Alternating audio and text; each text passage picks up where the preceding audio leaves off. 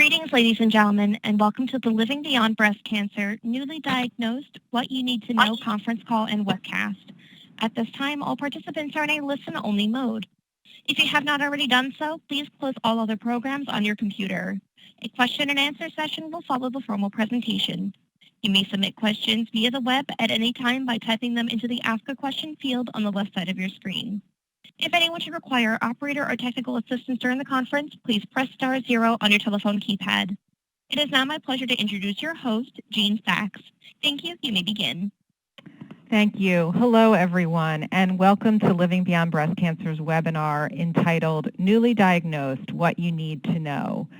I am Jean Sachs. I'm the CEO of Living Beyond Breast Cancer, and I'm really pleased today to serve as your moderator and to have two distinguished speakers, Dr. Pallav Mehta and Julia Wilson. I want to thank them for taking their time to join us today and also thanking all of you for joining in. We know there's a lot going on in the world today, particularly around the coronavirus, but we want to make sure that we give really good information about what a woman experiences when she's newly diagnosed with breast cancer. So we're going to run through our program as we would have run through it prior to the current events. So we know how difficult and overwhelming it is when you get a diagnosis of breast cancer. You have to have a lot of tests.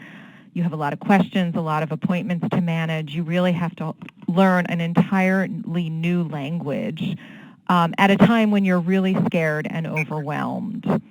So we want to have this format to sort of hear both from the perspective of a medical oncologist as well as from a patient who is 3 years out from her diagnosis. Please remember that we are recording today's program, so it'll be available in a few days on lbbc.org, so anyone can listen. The slides will be included as well.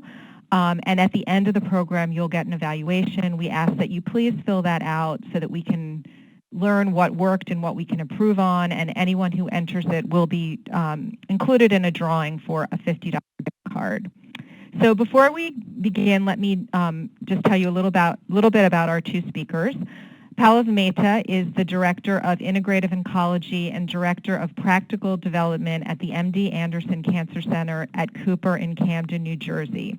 He is a medical oncologist, hematologist with experience and interest in breast cancer as well as integrative oncology. He's also on the board of Living Beyond Breast Cancer, and we are very lucky to have him as a very good friend of the organization. Our other speaker is Julia Wilson.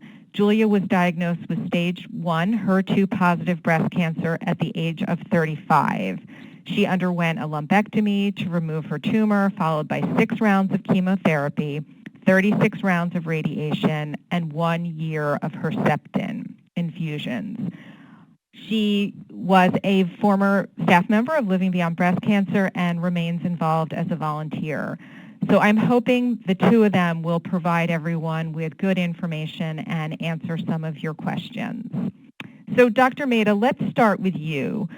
Can you just tell us generally how breast cancer is diagnosed, who might be involved in a person's care team, and why? Sure, and thanks for having me on today. So there's really two ways that patients get diagnosed with breast cancer, and that is either with a screening test of some sort, usually a mammography, or via a self-detection. A patient feels a mass. Occasionally, now that we do a lot of other tests for people for other reasons, CAT scans, MRIs, sometimes we will find an abnormality in the breast through there. But generally, it's some primary physician, either your family medicine doc, your internist, or your gynecologist, who's initially involved, who then will refer on if there's an abnormality. Okay. And Julia, can you tell us, how did you learn about your breast cancer diagnosis? Sure. Hi, everyone. So I found mine through a lump, and I went to see my OBGYN doctor, who then recommended that I get a mammogram because at the time I was 35 and I wasn't getting regular mammograms. And then went through all the stages of that and ultimately found out from a phone call from my breast surgeon the day after I had my biopsy done to let me know that it was, in fact, cancer. So that must have been pretty scary. How was the news delivered, and what did you? Yeah, it was very scary. When I had gone through, and even when the doctors had looked at the lump after my ultrasound and on the screen, I have very dense breasts, so they didn't think that it was cancer. They thought it was just because of the density of my breasts. And I left that appointment thinking, I had nothing really to worry about. And then when I was at work, and I received the phone call because my breast surgeon had told me he'd let me know the following day around 3 o'clock, and he called a little bit earlier, so that was concerning. And he let me know over the phone. He made it pretty casual, which I, in hindsight, I guess I kind of appreciate because he didn't want to freak me out. And I was really upset, but he said, come in tomorrow and we'll talk about it and we'll figure out all your options. And I think he was a great breast surgeon, and I think he had a great bedside manner, and he kind of, he tried his best to see me as, not just a patient, but as a person too, and had feelings involved in all that, and rather than keeping, himself at arm's distance. Great. Well, thanks for sharing that. So, Dr. Mehta, I know that it's often, it really depends these days if a woman is with a breast surgeon first or with a medical oncologist. But if you're seeing a patient for the first time, what are 2 or 3 things that you really hope they take away from that first visit that are really important? Yeah, and if I can just comment on what Julia said, I think depending on the center where you get your mammography, sometimes a radiologist will do the biopsy, and in some places a breast surgeon will do it. And I think it's important to know in advance, when you're getting that, who will be doing the biopsy. And they both do, lots of them, but ideally the person doing the biopsy should have some idea of what the next steps are, which often is the breast surgeon. So in terms of my approach, those first visits are obviously quite lengthy, and by the time a patient sees me, they already have the diagnosis. So what my goal, I have a few goals. The first is I want patients to understand sort of the roles of the treatment team. There's really 3 docs who treat breast cancer. It's the breast surgeon, a radiation oncologist, and a medical oncologist. And then around us, there are lots of other physicians, radiologists, and plastic surgeons, and pathologists, et cetera. But really, the treatment team is the 3 of us. So I try to make patients understand what local treatment means and what systemic treatment means. So radiation oncologist and a breast surgeon, their job is the breast, the lymph nodes around the breast, getting rid of the cancer there, preventing it from coming back there. Medical oncologists, we are systemic therapists, meaning everything we do affects not just the breast, but the whole body, because depending on various features of their cancer, which I get into in that first conversation, sometimes cells can escape and travel. And the blunt statement about breast cancer is that women don't die of breast cancer, they die of breast cancer that spreads. So my job with every patient I'm seeing with an early stage breast cancer is, what is the risk of something like that happening? And if the risk is sufficient, what do I need to do to lower it? And I think the last piece of this is I try to have patients understand, depending on sort of their level of anxiety that first visit, because it's a lot of information, obviously, over the last few weeks that they've been through in the whirlwind of tests and appointments. But just have them understand how I'm thinking of it. What sorts of things do I look at? in terms of the stage and receptors and other things that we get into, according to a patient's interest and knowledge. Right. So let's talk a little bit about, how a pathology report and, how much detail does a patient get? How do you explain that? And then you can also loop in the various subtypes of breast cancer, because we know that when someone's diagnosed, they often don't know that breast cancer isn't one disease, and there's a lot that they have to learn about their individual tumor. Right. So I do mention that right off the bat, that breast cancer is not just breast cancer. It is dozens, if not more than dozens of cancers that happen to occur in the breast with different biologies and different risks, et cetera. So pathology reports really vary depending on the institution. There are certain guidelines that I think most institutions have around breast cancer reports, certain pieces of it that have to be included in terms of, is it a ductal cancer or is it a lobular cancer? Is it invasive or pre-invasive, also known as DCIS? The problem is these path reports, if you're not used to looking at them, there's a lot of information on these path reports, and sometimes it can be confusing in terms of understanding some of the verbiage. So patients often have it, and most of my patients that I see are really well organized, and they have their binder and often the path reports in there. So I do try to go over it with them, just kind of highlighting the important pieces of it. So sometimes they'll see me right after the biopsy, so all we'll have is the pathology report of the biopsy, which has some of the features I just mentioned. It has the receptors. So the receptors, as a medical oncologist, are probably the most important piece of my initial decision-making. So the receptors are those three proteins on the surface of every breast cancer cell that we look at. That's the estrogen receptor, the progesterone receptor, and then something called a HER2, HER2. And really try to have people understand that the presence or absence of these receptors, whether you have none of them, one of them, all of them, really determines a lot about the biology and my treatment decisions for them. And we know this is good news because we can treat it more effectively. But can you talk a little bit about sort of the timeline? Like, how long does it take to get all this information from the time someone is diagnosed and they've got the pathology report and everything, so they can actually have a discussion about what treatment options are on the table?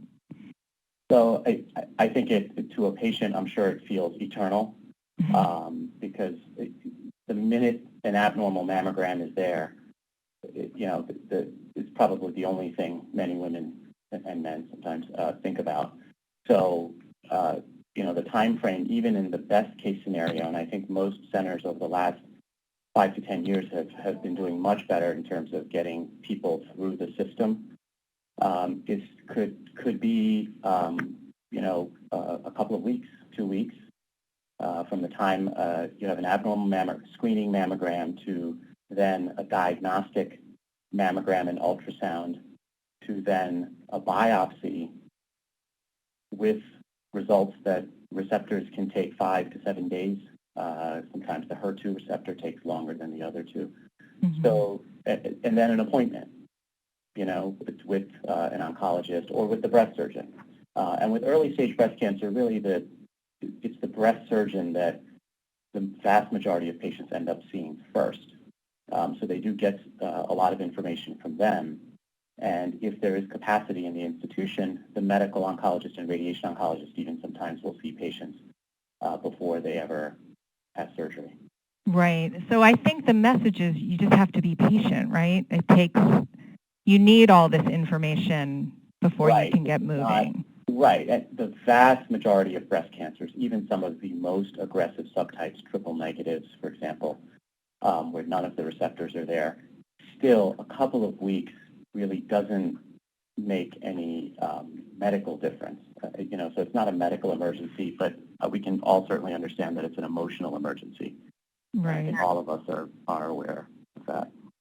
And is this a time, what we hear a lot from women we talk to when they're newly diagnosed, this is a time where they're searching all over the place on the internet for information and getting very overwhelmed and scared. So what should they really be doing during this time that would be more helpful?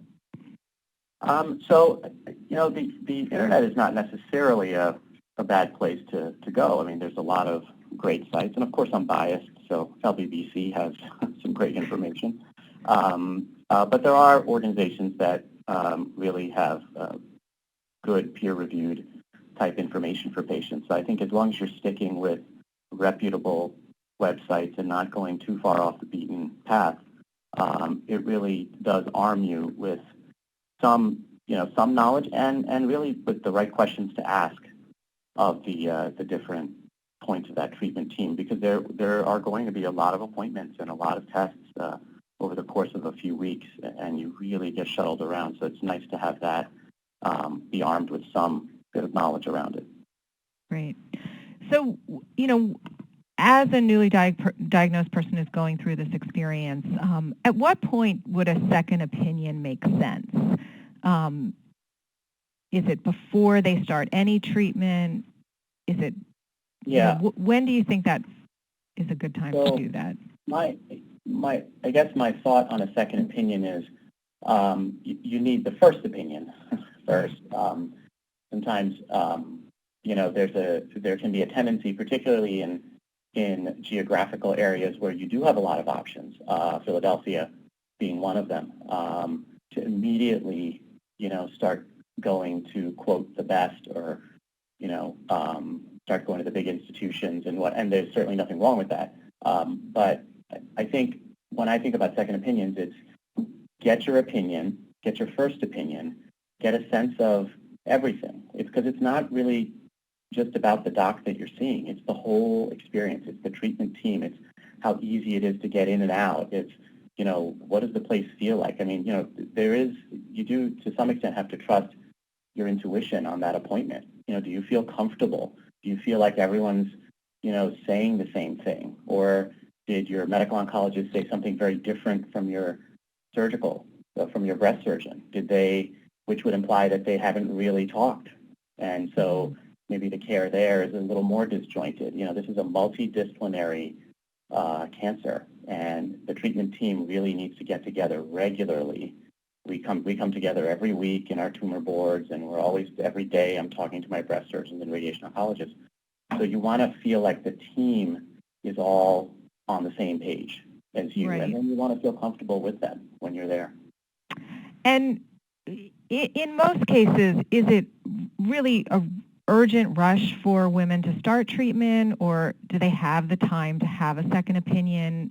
Mm-hmm. And would someone tell them that, like you have the time, or, you really don't? So they would. I mean, I would think, the majority of medical oncologists I know who do breast cancer, first of all, the majority of physicians I know are usually comfortable with second opinions. And frankly, if you meet somebody who's offended by a second opinion, that's really not somebody you want treating you, because you don't want any one doc to feel like they have all the answers, because they don't.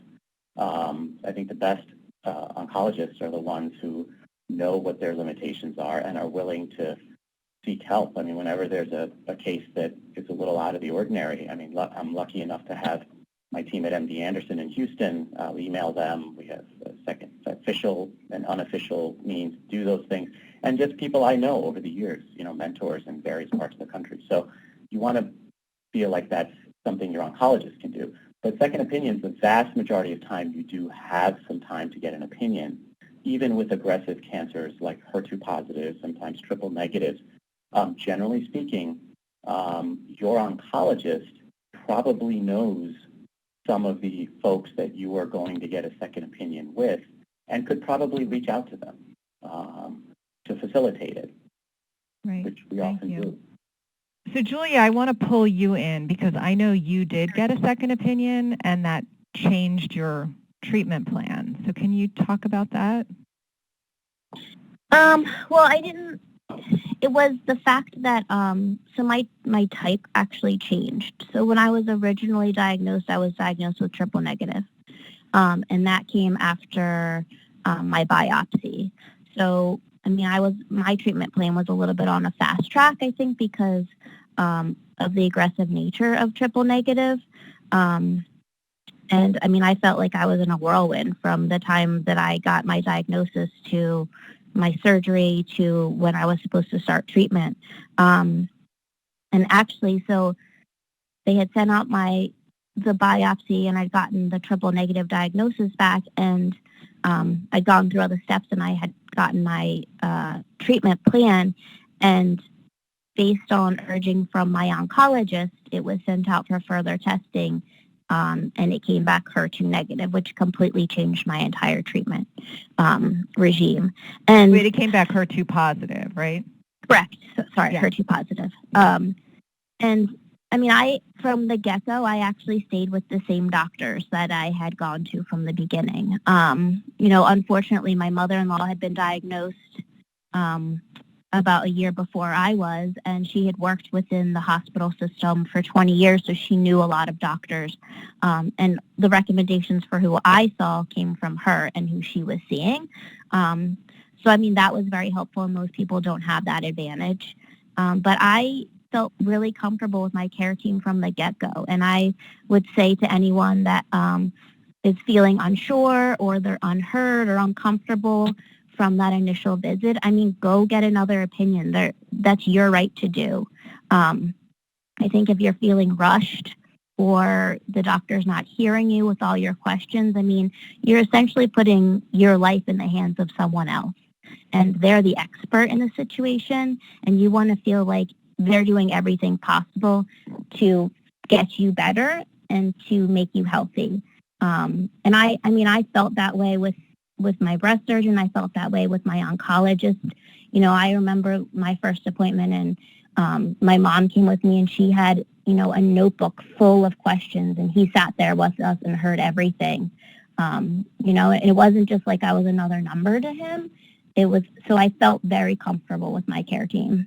Right. And so that was another question I was going to ask, but obviously you didn't go to any of these appointments alone. So tell us who came with you and how you figured that out. Yeah, sure. I mean, I have a very tight-knit family, and from the get-go of my diagnosis, everybody was, all hands on deck. And my mom was with me at every appointment that I went to, and she was always coming with more information that she had read or she had heard. I am into natural medicine and homeopathic, and, I wanted to know what my options were there as well as through my treatment, and speaking to my oncologist about that. So, and I think it's so overwhelming for someone to get a diagnosis. For me, I was 35. I had a 1-year-old at home. The last thing I was thinking about was having breast cancer. So I think you really need someone that you can trust, that can sit there in the appointment and, hear everything that the doctor is saying. And I encourage someone to write all that down, because even though you think you're hearing it, you're really not. So that was always really helpful for me. Okay.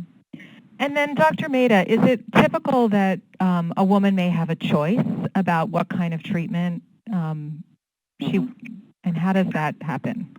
I think the way I look at this is, this is an art, not a science. And sometimes it's completely clear-cut, and you can ask 100 oncologists, and 100 will say the same thing. Often that is not the case, as is evidenced by the discussions at our tumor boards. Medical oncologists will often have different opinions. Rad oncs will have. I saw a patient a couple of months ago I was her 5th opinion after having gone to Dana-Farber at Harvard, Sloan Kettering, out west at UCLA, and then Hopkins. So I was number 5. And what was interesting about that was each of us said something a little different. None of us were wrong. None of us were the absolute right answer. So, there really isn't just one right answer often. And I think it's important to remember when you do get a second opinion, and before the cancellations today, I had 2 second opinions on my schedule that I was seeing. But it's important to remember that it's not like the second opinion is giving you the right answer and that your primary team kind of gave the wrong one. It's just an interpretation of your situation and your, and their interpretation of the data. So, yeah. Mm-hmm. Okay, yeah. So it's a lot for the patient, I think. I know for some people they like to be told what to do. Others like to be, do the research and figure it out. But we know for many, many women diagnosed with breast cancer today, there are different ways to approach their treatment plan. So making sure people know that's not unusual. Right. If I can add, I think most oncologists won't let a patient make the wrong decision, but there will be, a few right decisions. So ideally, we want to present it that way, but we don't want them to feel like they're the ones, making it on their own. Right. We want to guide them appropriately. Exactly. Okay. So tell us a little bit about clinical trials and when you might actually bring that up for an early stage patient. So I think the first thing is with clinical trials, depending on the patient, some come to us with a good understanding of it, some don't at all. It is, just remember, clinical trials aren't, guinea pig experiments. So clinical trials can be useful right off the bat. They're not just last resort type options, and there's some myths around that I try to dispel early on if I feel that that's going on in the visit. But the options for clinical trials really are going to depend on where you are. Each center participates in various national, what's called a cooperative group, which is runs its own trials. Each center, depending on whether it's an academic center or not, may have its own in-house clinical trials. Sometimes they're big trials around the treatment itself, and sometimes they're what we call supportive trials, where, for example, we just, as of this week, opened up a trial using a TENS unit for neuropathy, chemoneuropathy. So those are a little simpler. But clinical trials are always a good option in early stage, but there are less of them in the early stage setting than there are in the metastatic setting. But certainly, on the websites now, from most places where you go, you're gonna see what options they have, and it might be a good idea to look at those websites before that appointment, just so you can ask your oncologist about them. Great, because we want everybody to know clinical trials are the way that we figure out what works best and get new treatments to market. So it is something we encourage people to think about. So Julia, let's switch back to you. Once you had your treatment plan in place, what happened next? Did you feel like you had a clear path? And how long did it take before you actually started treatment? I think at the time because I was originally diagnosed with triple negative. So I thought that I had a clear path, and I felt like mine, in hindsight, speaking to people, I felt like, my course was pretty accelerated because I was diagnosed February 15th and I started my treatment March 27th. So in between all of that, I had to get my lumpectomy surgery. I had to get my port put in. I had to go to all my appointments. I had to get a physical. I had to get blood work. All this stuff was happening in between that small period of time. And so I had gotten a treatment plan for triple negative. And I had my surgery for my lumpectomy on March 7th. And then after that, I remember getting a call. It was like a week before I was supposed to start my treatment of my chemo. And my oncologist had said, actually, your subtype has changed now. You have HER2 positive. So I had to go back in and sit with them again. And it changed all the chemo that I was originally supposed to get. And then obviously they had talked to me about Herceptin, which, again, going into this, I had a mother-in-law who had been diagnosed. I had an aunt that had been diagnosed, but, I didn't I honestly didn't really know anything about breast cancer. I had no idea about subtypes or the differences or all the different treatments that is involved when you have different subtypes. So I didn't understand that, now my treatment regime completely changed because of my subtype changing. Right. So So that, Dr. Mehta, can you, because Julia has mentioned a couple of times her subtype changing, but can you explain what really happened in that process? Yeah, I mean, I think there's a few possibilities. Often these tests, we say positive or negative. We'll say ER, estrogen positive or estrogen negative, or HER2 positive or HER2 negative. HER2 is really not just positive or negative. It's sort of, it can be a real gray area, and there's a few different ways to do the testing. And sometimes what happens is the first way it's done is somewhat, I don't want to say inconclusive, but sort of intermediate, so they send it off for another test. And sometimes that test is sort of in the middle, and we send off another test or another piece of that biopsy. And we often come back with not often, but occasionally come back with a different result.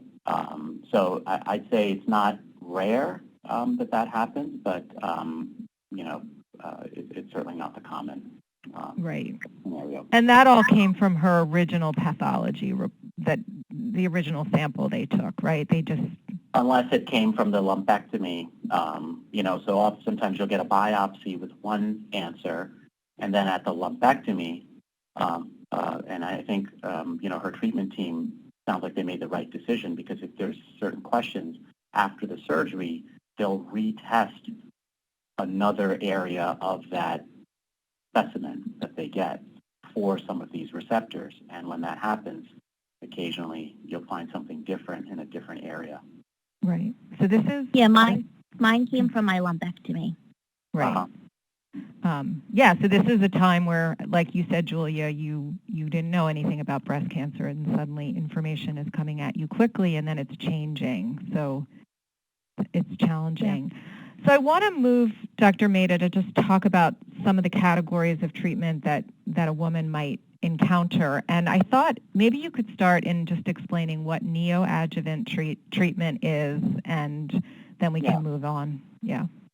So, yes, I think there's primarily three types of treatment that we do, three scenarios where we give systemic treatment, either chemo or anti-estrogen treatment. The first is neoadjuvant. Neoadjuvant is a term we use for giving any treatment before surgery. So essentially the goal is either to shrink things down to allow a woman to have a more successful lumpectomy. So in a woman who may have a smaller breast size, who has a relatively small cancer, sometimes it's not as feasible to operate and have the satisfactory cosmetic result. So we sometimes will give some treatment beforehand to shrink things down. There's also situations where a cancer is really advanced in the breast, where a surgeon just can't even operate on it because they wouldn't be able to fully remove the cancer. So in those instances, we often give treatment just to get a patient to an operation. But neoadjuvant treatment is done a lot more today than it was even 5 years ago, 10 years ago, particularly Julia's subtype, in larger versions of Julia subtype, HER2 positive, and even in triple negative. So, because I hear this a lot, and I'm wondering what advice you would give to a woman. Often, women do get to a breast surgeon first, as you said earlier, but should everyone ask for a medical oncology consult before they decide on their surgery? Is that sort of best practices now? Well, it's a good question, because there is evidence that in centers where the docs operate in silos, there is less neoadjuvant being done.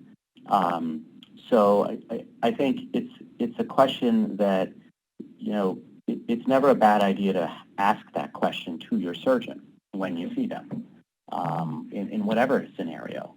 Just, should I be getting treatment beforehand? Is this a situation where I do need it? And if not, why? And at that point, a surgeon may, just recommend for you to meet with them. It's just from a capacity standpoint, just as a medical oncologist in most centers, it's hard to have a medical oncologist see every patient before surgery. Right.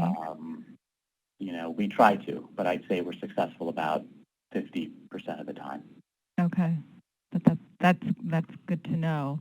So while we're on surgery, can you just give the overview of the other kinds of surgery a woman might experience, including lymph node surgery, full axillary dissection? Yeah.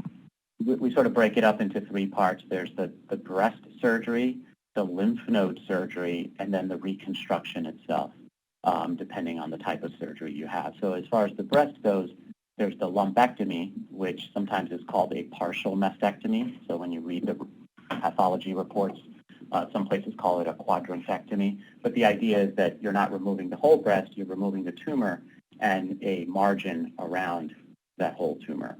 So that's a lumpectomy. Mastectomies have changed a lot over the last few decades, but a mastectomy is you're removing the breast, the entirety of the breast tissue. You never get 100% of it. There's always a little bit left in sort of the upper outer area. And then the lymph node surgery, there's essentially two kinds. There's the sentinel lymph node. We call it a sentinel lymph node biopsy. It's often done at the time of your breast surgery, where a surgeon will inject this dye into the area of the tumor, and then with a special camera during the operation, they watch where the dye goes. It's essentially lighting up the road for where cancer cells would go. And the first couple of lymph nodes that it goes to are your guardian or sentinel lymph nodes. So the idea is, and the data bears this out, that if those first couple, it can be 1, 2, as many as 5 on a sentinel lymph node, though it's usually anywhere from about 1 to 3. But if those first couple of lymph nodes are fine, the likelihood of having further involvement of the lymph nodes beyond that is really slim. So we try to do sentinel lymph nodes when we can. They're really only done in situations where we think a woman doesn't have lymph node involvement from the cancer. So there's those, and then there's what's known as a full axillary dissection, which is essentially a woman who may have lymph node involvement, where we know either we can feel it, we biopsied it, we see it on an imaging test. So those women, sentinel lymph nodes are not appropriate, and they need a full axillary dissection, which the surgeon goes in and she's not, he or she is not counting the lymph nodes, but they're removing a certain area. And those are the ones where you can have, 10, 15, 20, 30 even lymph nodes being removed. Right, and for these women, they have to be careful of lymphedema, which we're not going to get into today, but something that's right. The more lymph nodes that come out, the higher the chance. The more, if you get radiation to the lymph nodes, the higher the chance, right? So that's why we've developed the sentinel lymph node procedure. Right. And then reconstructive surgery, when would that come in, those kinds of decisions come into play? For most places, reconstruction really comes into play with a mastectomy. There is what's known as oncoplastic reconstruction, which if, for example, a woman needs we call it a more generous lumpectomy, more tissue is removed and there's a real cosmetic defect. A lot of centers, our center, MD Anderson in Houston, does a lot of oncoplastic reconstruction. Certain centers don't. But generally, reconstruction is for patients who've had a mastectomy, and we break it up into essentially two main types. There's the implant or expander type reconstruction, where a woman has a mastectomy. Often an expander is put in above the muscle and then slowly filled to the desired size. And then the expander is exchanged for an implant of some kind, saline or silicone. And the other type of surgery, which is done in centers that have what are known as microvascular plastic surgeons. These are specially trained breast reconstructive surgeons who do what's known as autologous flaps, so your own tissue, your own native tissue. Sometimes that's just your muscle, your latissimus muscle, and then sometimes it's an even bigger operation where they take some tissue from just under your abdomen, and they reshape it into the breast. But those are not every center has that capacity. Right. And I always say to women when I talk to them when they're newly diagnosed, you want to think carefully about if you need breast reconstruction and you decide you want to do it, to really think about what you want. And there are lots of choices. And again, that's on top of all these other decisions and all the other things that are happening to them at the same time. So I want to make sure we have some time to talk about side effects of treatment, because I know for newly diagnosed women that is something that is really on their mind. What is chemotherapy going to be like and how am I going to feel? So Julia, why don't you start and talk a little bit about what you experienced? Sure.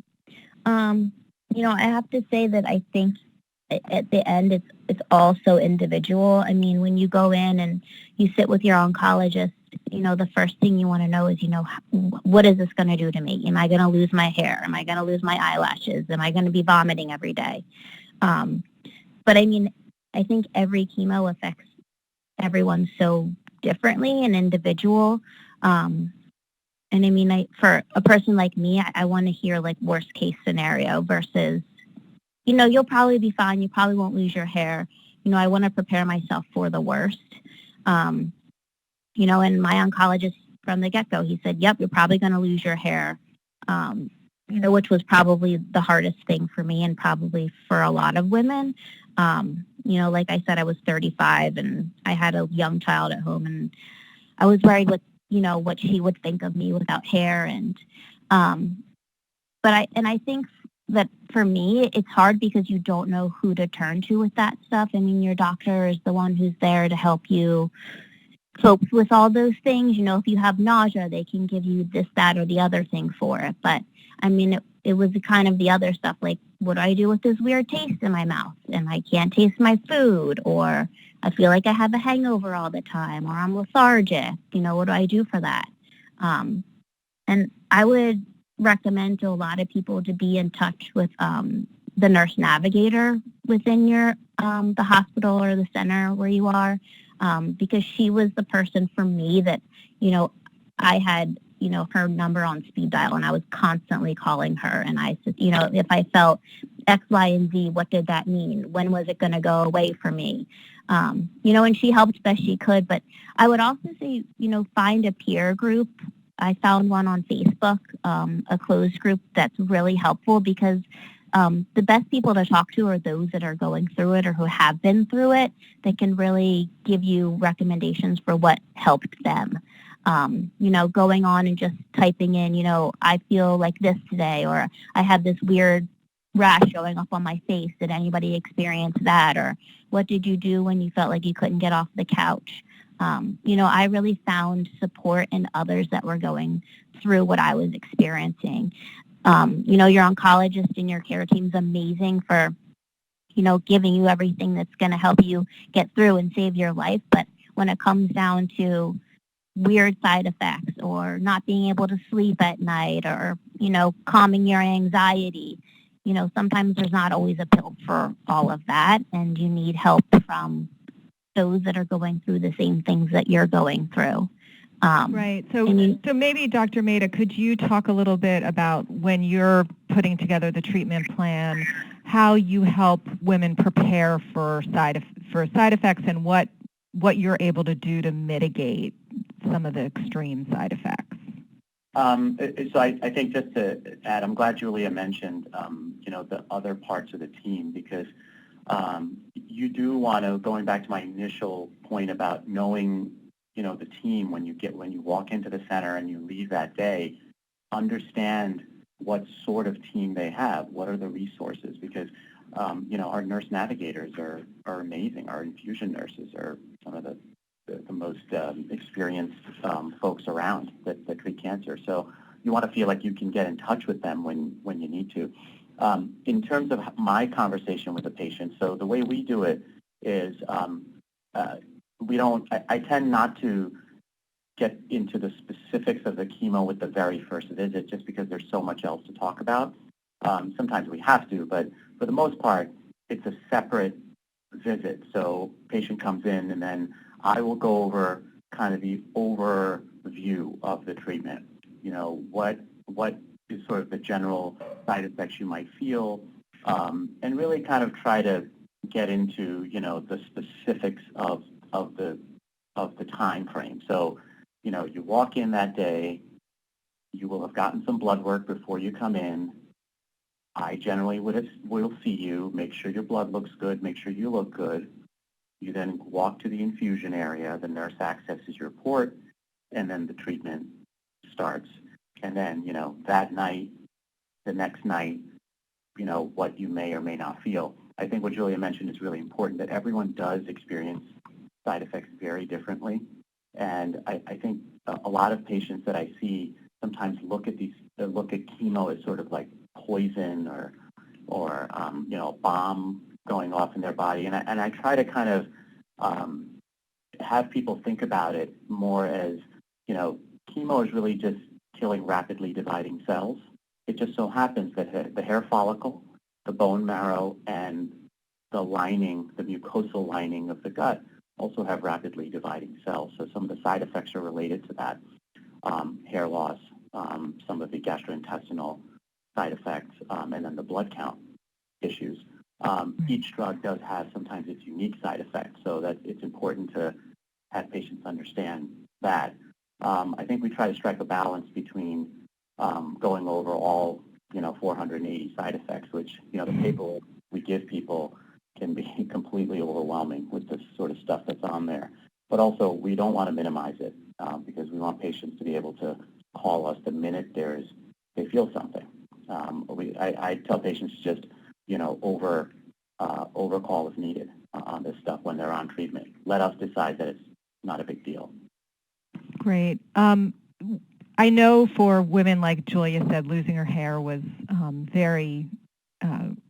was a big concern. So where do you think we are with cold capping and scalp cooling? Do you think that's going to become more widespread? Will insurance cover it? I think yes and yes. The devices that were out 20, 30 years ago really just didn't work that well, and they were even more uncomfortable. The ones that are coming out now, and they're constantly, every few months, they're being updated, they can work. You just have to, your expectations, I think, the patient's expectations have to be appropriate. Every chemo is not the same. Some chemotherapy, it really won't work, and I tell patients that. Other regimens, for the most part, it will. So I think it's important to understand which regimens cause more hair loss than others, and for the ones that really it's not going to work, not waste all the time, effort, and resources on it. I think insurance companies are probably a little further off, but I think you're starting to see cancer centers purchase the cooling part of it. So there's the ones that you get the dry ice delivered to your home, and then you have to come in the next day with this big cooler. But then there's also ones that have a whole device that does the cooling. And many centers are now purchasing that part of it so that the patient's really only responsible for the caps and some of the, maybe some of the tubing or whatnot. So that's also something you want to ask.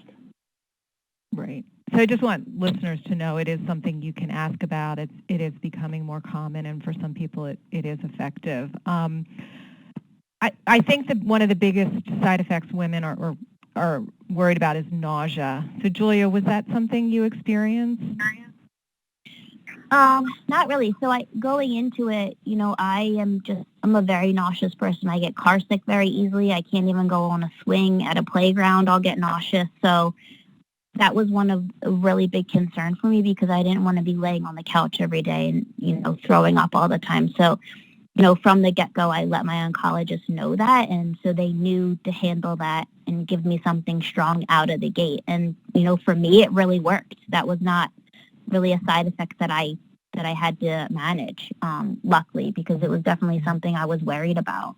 And for is me, that pretty true, Dr. Mehta, that nausea is something that can be managed for the most part? Absolutely. I think that's one of the sort of, like Julia said, it's one of the biggest concerns. Next to hair loss, it's the sort of picture that everyone has in their head, the visual of chemotherapy, the sort of the cancer patient lying in bed, vomiting, not able to do anything. That, those days, we really don't see that too often.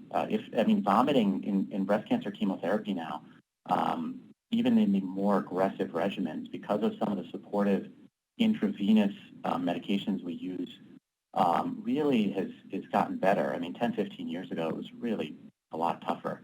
And some regimens really don't cause nausea at all. Taxol, for example, is a drug that is sort of at the bottom of the list of drugs that cause nausea. Adriamycin is at the top of the list, and both drugs are used in breast cancer. So, I think understanding that chemo is not all, built the same, just like breast cancer is not all the same. Right. I think that's important because I still think that myth is out there, and it's good to know that that's a side effect that most people don't have to deal with, although we do know that for some people nausea is an issue. So we didn't talk a lot about radiation. So Dr. Mehta, can you just do a little bit about the role of radiation? Yeah, so radiation, unlike chemotherapy or hormonal or anti-estrogen therapy, which can happen before or after surgery, radiation will only happen after. If you are getting chemotherapy, chemotherapy comes before radiation, and the reason is because of the idea of if there's cancer cells that we think could be floating around, we want to get to those first before we do the radiation, which is focusing just on the breast and then sometimes the lymph node area as well. So in a woman who has a lumpectomy, from the beginning, if a decision is made for a lumpectomy, every patient has to understand that if you're getting a lumpectomy, you have to get radiation.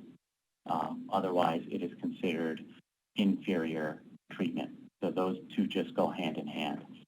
And that's for most women. In older women over the age of 70 to 75, with very low-risk situations, sometimes we can eliminate radiation, but for the majority with lumpectomy, radiation.